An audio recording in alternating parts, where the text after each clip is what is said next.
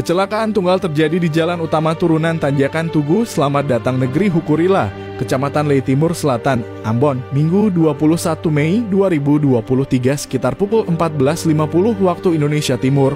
Satu unit angkutan kota jurusan Kudamati Nopol DE1608OU yang memuat dekan FISIP dan 18 mahasiswa Fakultas Kesehatan Universitas Kristen Indonesia Maluku dalam kurung UKIM terbalik. Insiden ini mengakibatkan 18 korban, satu diantaranya meninggal dunia. Korban meninggal adalah seorang mahasiswa bernama Sofia Samloy umur 19 tahun. Sementara 17 korban lainnya mengalami luka berat dan luka ringan. Berikut kronologis awal kejadian angkot terbalik tersebut menurut PS Kasih Humas Polresta Pulau Ambon, Ikda Janete Luhukai. Kejadian itu bermula ketika rombongan mahasiswa itu ingin refreshing ke pantai Hukurila setelah selesai ujian semester.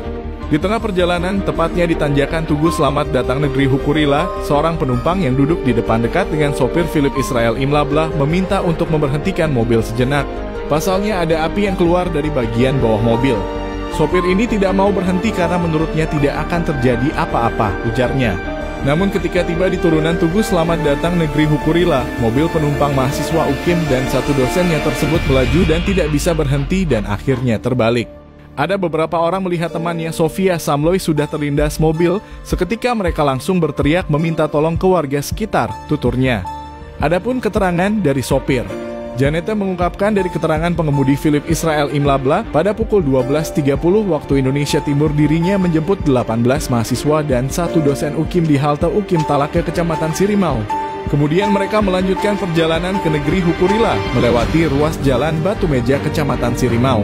Namun setelah sampai di turunan Tanjakan Tugu Selamat Datang di negeri Hukurila, sopir mengatakan ke dosennya Yusnus Kuelju yang duduk di kursi penumpang bagian depan bahwa rem mobilnya kurang bagus.